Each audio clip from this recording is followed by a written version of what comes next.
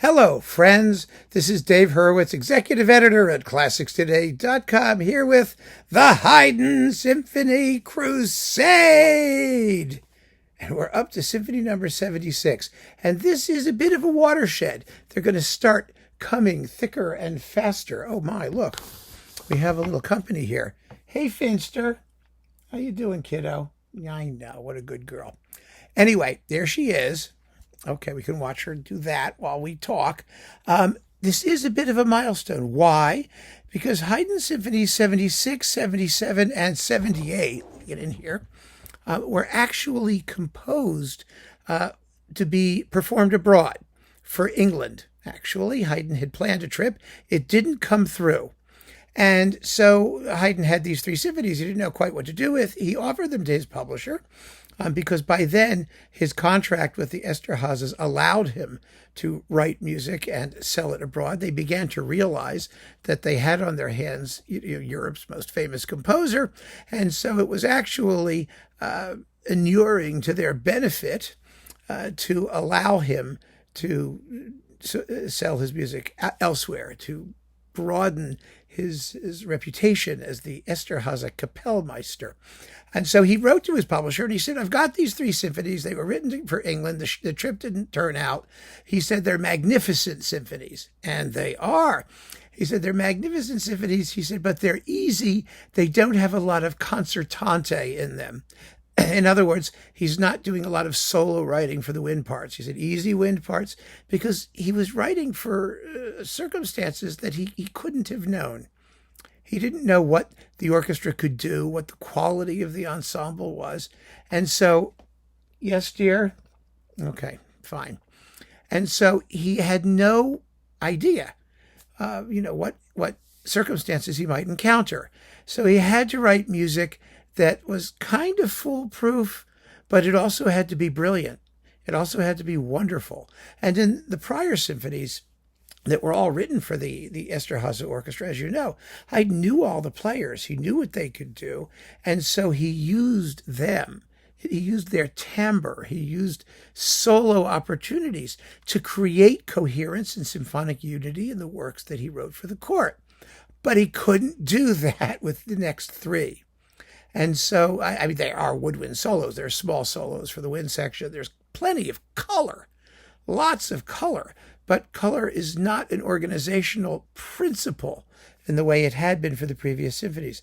So he had to come up with a new way of actually organizing some of these symphonies, or emphasize some things that he hadn't done before in quite the same way.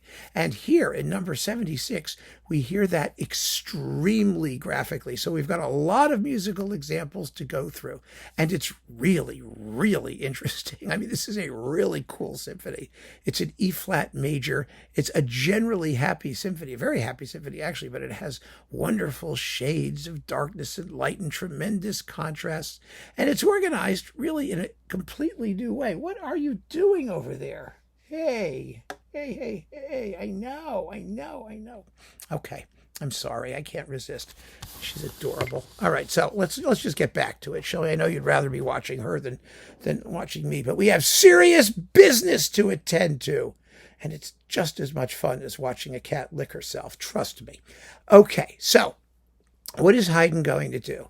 The first movement of the Symphony 76 sets out the plan, the program, with extraordinary clarity. What he does is he creates an exposition, that is the material of this first movement, it's like pieces of a puzzle. It's extremely rich in material, and there's about 2 minutes worth of it, 1 minute and 45 seconds, which is a lot of music. You can do a lot in 1 minute and 45 seconds, and especially if you're Haydn, because his ideas tend to be very punchy and brief, so you remember them right away. And those ideas are, well, let's put it this way. One of them is a squiggle. It's yump, ba-da-da-da-da-da-da-dum, like that. Da-da-da-da-da-da-da-da-da-dum. I don't know how many there are. There's like 4 little times 2, I think 8. 1, 2, 3, 4, 1, 2, 3, 4, 1, maybe that. But it's a squiggle thing. And that squiggle can be really like sort of light and fun, do-do-do-do-do-do-do-do-do-do, or in a minor key, it can be really angry. It can be a yada-da-da-da-da-da-da-da-da-da. It has lots of potential to change its character. And Haydn uses it everywhere in the movement. It's not limited. And usually we talk about sonata form movements. There's a first subject and there's a second subject. No, there isn't here. There's just stuff. And that stuff is arranged in all kinds of different ways. So that squiggle appears everywhere. That's number one.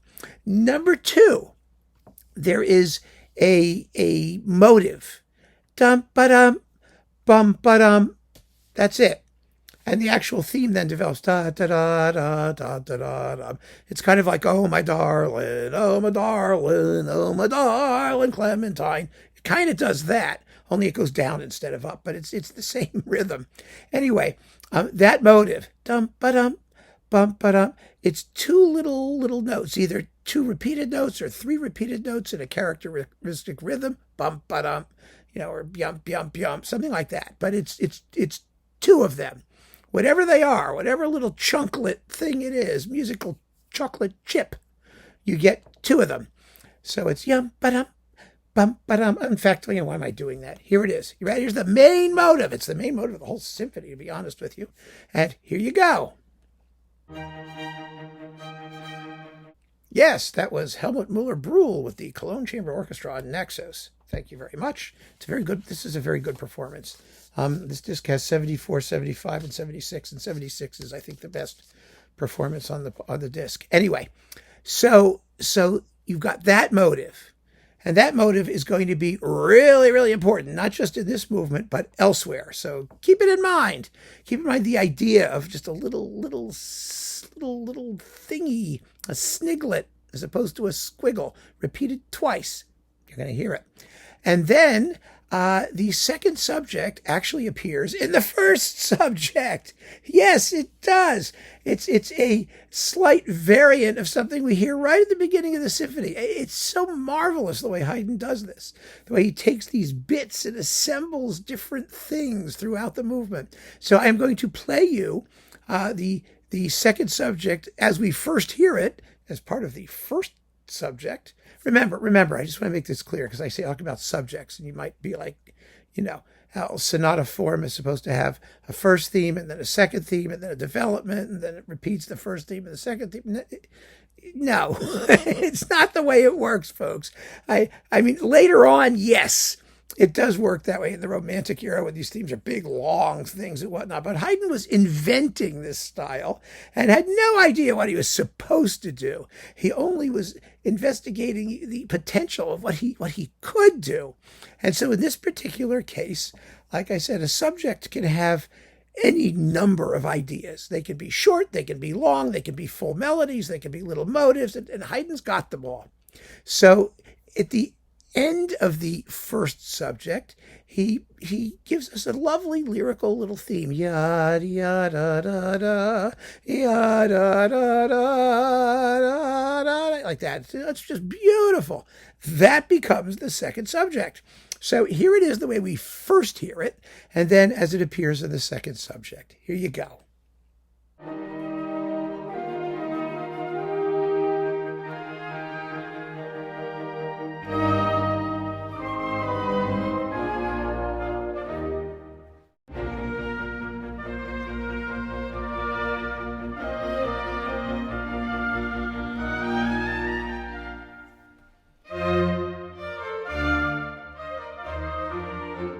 So you see, everything in this movement is based on these ideas that Haydn sort of throws out there at once, and then they start to take shape. They get organized in different ways. And the rest of the movement is just that. Haydn is taking these ideas that he's presented us with, and now he starts to work with them in the development section and in the recapitulation. They're never quite the same or in the same exact order. And oh gosh, it's just totally, phenomenally, incredibly, wonderfully fun to listen to because they're all very different. You've got chugga chugga chugga chugga chugga chugga chung. You got that one, and then dun da dum, bum ba dum, and then that one, and then you've got the more long lyrical themes, and he can do anything with them. I mean, he can turn them into other things. He can. Why am I wasting time talking about it?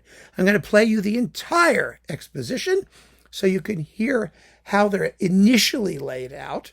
And then you have to go listen to the rest of the symphony yourself, because it's just a miracle of invention. It really, really is. It's totally cool.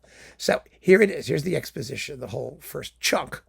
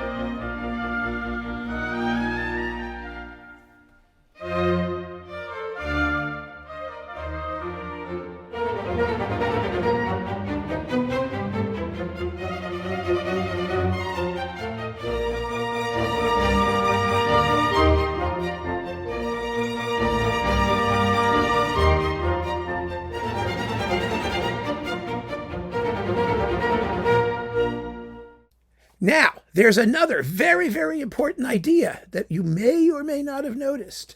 It's the accompaniment. Just that accompaniment and repeated notes. It's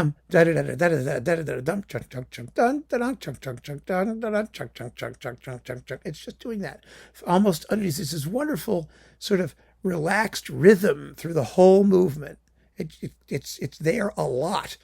And Haydn is very conscious of when he uses it and when he doesn't use it. And every single movement in this symphony does something with that idea, the idea of an accompaniment that's present under most of the thematic material. An ostinato, it's called in the music biz, obstinate, a repeated rhythmic figure. And in this case, it's as simple as possible. It's just repeated notes, but it isn't always. It isn't always. It doesn't always have to be. It can be other things. It can be the squiggle. If you're going da da da da da da da da da da da da da, you keep doing it. It's amazing what can happen. Wait till you hear. So that's the first movement, and you have to just listen to it yourself and marvel at this mosaic of material that Haydn builds, this beautiful, out of which he builds this beautiful musical sort of tapestry. It's in rug making. It's phenomenal. Now, the second movement is amazing. It's very long. It's 10 minutes long in most, even in like period instrument performances, and it's a rondo. Slow rondos are rare. They are quite rare. I mean, two of the most famous ones. Yes, dear. Thank you. Two of the most famous ones are the Funeral March from Beethoven's Eroica, which is technically a march with two trios, but that's a rondo form, A, B, A, C, A, right? And then also the slow movement of Beethoven's Fourth Symphony, which is it's not a march, so it's like an actual sort of rondo thing. You call these separate sections episodes rather than trios, as if it makes any difference at all. It doesn't. But the slow movement of Beethoven's Fourth is a rondo too, and it's also a very large movement, because in classical music, slow means big, right? The slower you go, the longer it takes to say anything. And in a rondo, where you have a main theme, usually a pretty big theme, and then an episode, a separate section, then you've got to work your way back to the main theme, and then you've got to do another episode, then you've got to work your way back to the main theme. It takes time to work itself out. And this Adagio, ma non troppo, not too much, really, really has a lot of working out to do. Oh gosh, well, I've got a lot of examples from it. So the opening theme of this Adagio uses that that motive from the first movement. Bum, ba-dum, bum, ba-dum. But in this case, it's ya-da-dum.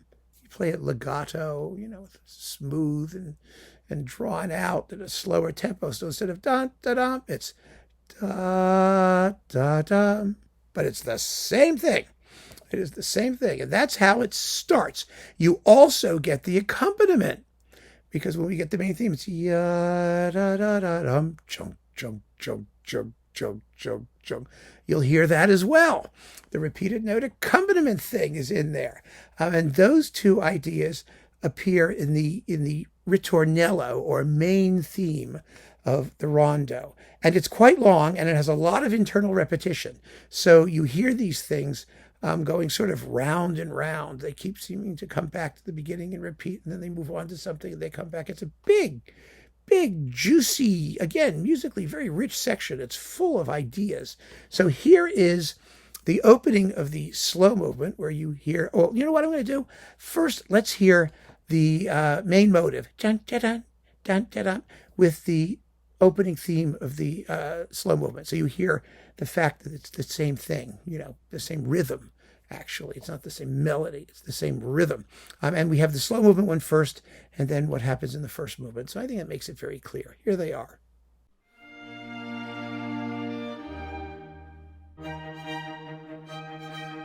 See? It's the same thing. Dum, ba-dum, that's it.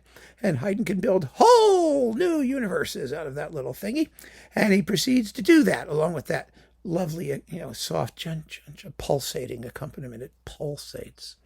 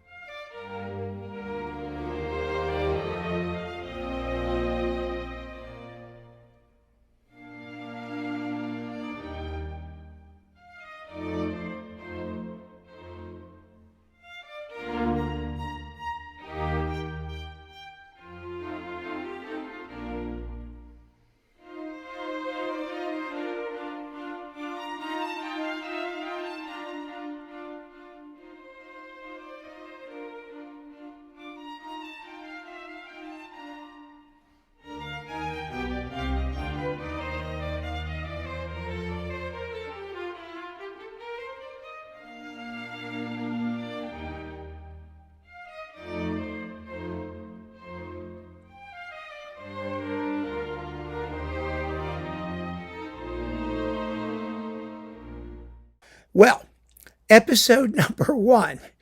So that goes around for like 3 minutes, by the way. And then episode number 1 pops up. It's gorgeous. It's in a minor key. It's full of pathos. The development section of the first movement was like that too. Lots of music in minor keys. Haydn's supposed to be not emotionally, expressively deep, but this music is really deep. I don't know what else to call it. It has that. Oh, it's so beautiful. So this is long drawn notes in the woodwinds. They do get their solo moments. The woodwind section in the symphony is a flute, 2 oboes, and 2 bassoons, along with 2 horns and strings. So here we have sort of the apotheosis of that repeated note accompaniment.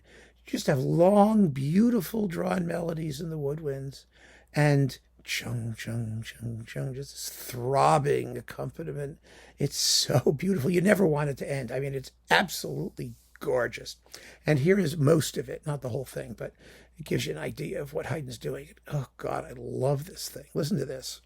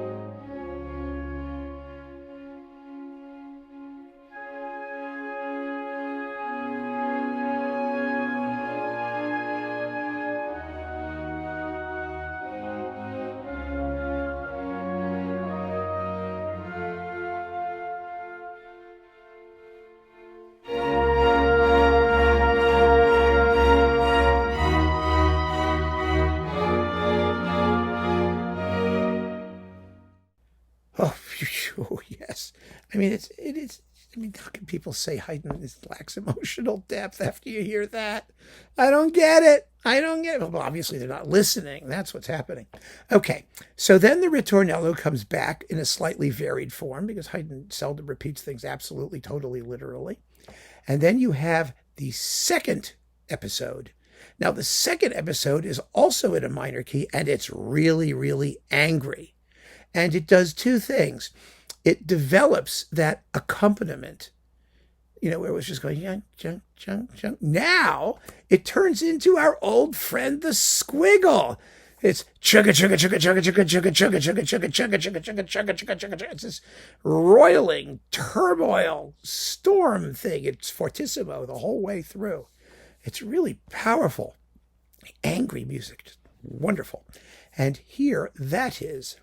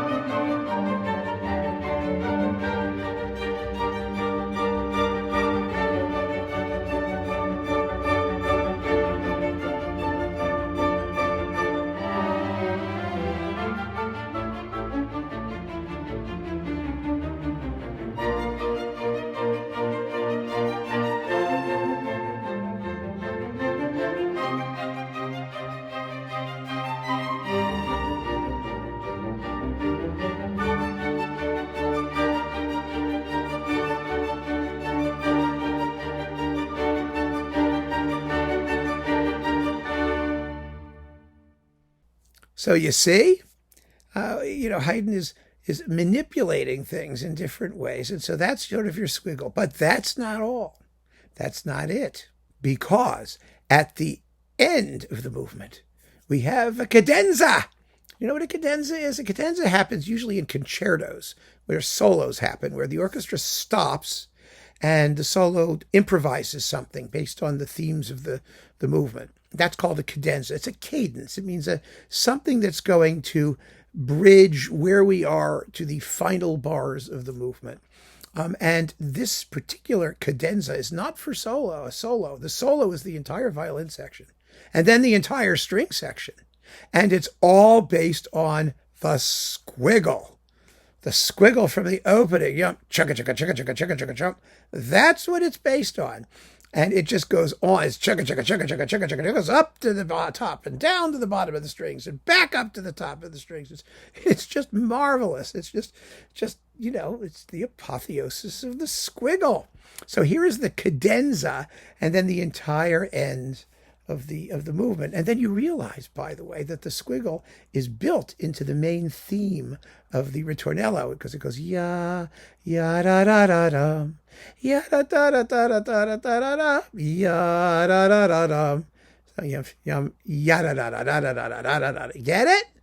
I mean, if you slow it down, you actually get this sort of melodic curve that Haydn has built into the theme of the ritornello of his second movement rondo, which is just unbelievably nifty. And you finally realize that, if you haven't heard already, in the closing bars, because he makes it very, very clear.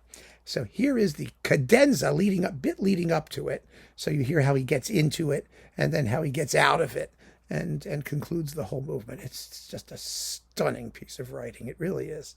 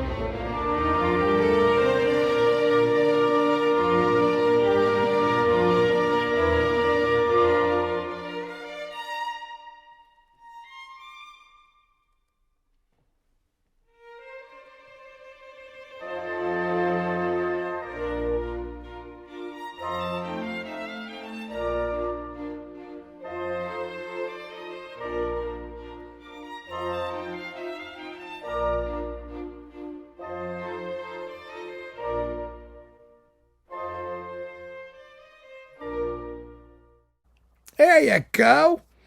Isn't that cool? Wow. Now, the minuet. Well, even the minuet participates in this because the main theme is ya da da dum bum bum ba da da dum, and then it goes dum dum bum bum. Well, we know what that is, right? Yum ba dum bum ba dum. I'm not going to play a sample because that's all it is. You get it, right? It's two sniglets. You get sniglet 1, dum dum, dum dum, sniglet 2. And it's just like we heard in the first movement. So even the minuet gets to do a little bit of participating. The actual beautiful thing in this minuet, frankly, is there's a phrase, a beautiful phrase in the second half of the minuet, which you'll hear because I'm going to play the whole minuet without repeats. It's so touching. There's something so beautiful about the harmony there. I mean, you'll hear it. You'll know exactly the bit I'm talking about. It's soft and it's just I don't know. There's something that just I find very affecting about it. But you hear that dum bum bum bum, and we've got yay! It's the main motive for the beginning of the symphony. Oh gosh, it just pops in there, and whether you consciously relate it to the opening of the symphony or not really doesn't make any difference. You do, you notice it. It comes as something familiar somehow. It's just so great the way Haydn does this because he doesn't have to repeat things literally. He has to repeat ideas, but the shape those ideas take can be different as long as they're consistent, and they always are. So So here's the whole minuet all the way through without repeats. I'm not going to do the trio section. It's a delicious little solo for like oboe and bassoon or something like that, or a couple of woodwinds with the violins going chunk, chunk. It's one of those lovely sort of, carousel waltz things. But here is the minuet.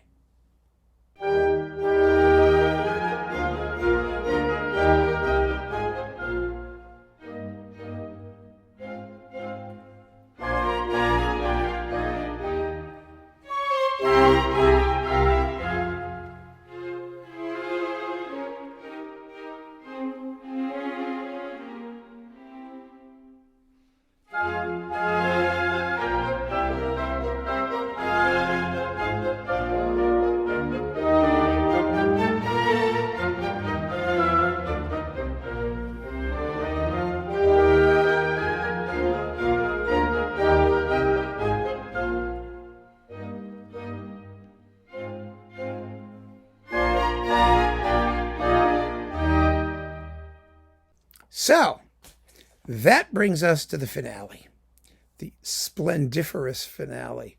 This finale is a riot. Now, one of the things that you will notice in this finale is that it contains both motives, both two-note sniglets. There's the dump-a-dump one. It's not the same as dump-a-dump, but it's a three-note one. And then the two-note one, dump-bump, bump-bump. They're both in there. A lot. And the other thing that you get is you don't get the chugga chugga chugga chugga chugga. You don't get the squiggle in the same way. But the squiggle is ultimately what the squiggle is. I mean, if we have to call it something besides a squiggle, it's an ornament. It's an embellishment of the melody. It's something that's Haydn's attaching to all the tunes in the first movement to give them this sort of outlandish character. And he makes it even more outlandish in the finale because he doesn't use the squiggle. He uses grace notes. He uses, they're actually, like chicken squeaks and things. You'll hear it when you hear the tune. It's ya da da da yum yum yum yum yum ya da da da da da da yum yum ya. It's doing wah wah wah. It's doing barnyard poultry things because, like the minuet, you may have noticed in the minuet, it had an accompaniment. The accompaniment was not repeated notes. It was dun dun dun dun dun dun dun dun dun dun. It was like that. It was a oscillation between a couple of notes, and so does this finale. So underneath that lovely tune with the chicken barnyard things squawking and screeching across the barn, you get this like that. So you get an accompaniment, which we've heard before in the minuet, and you get jump jump ja, jump jump ja, like that. Two sniglets, groups of two. I will play you just so you know, the opening of the main motive of the symphony, dum ba dum bum ba dum, followed by jump jump jump jump jump jump da da da da da da, like that it goes. So you can hear that you've got that relationship between these pairs. They're pairs of sniglets. So here are the two pairs of sniglets.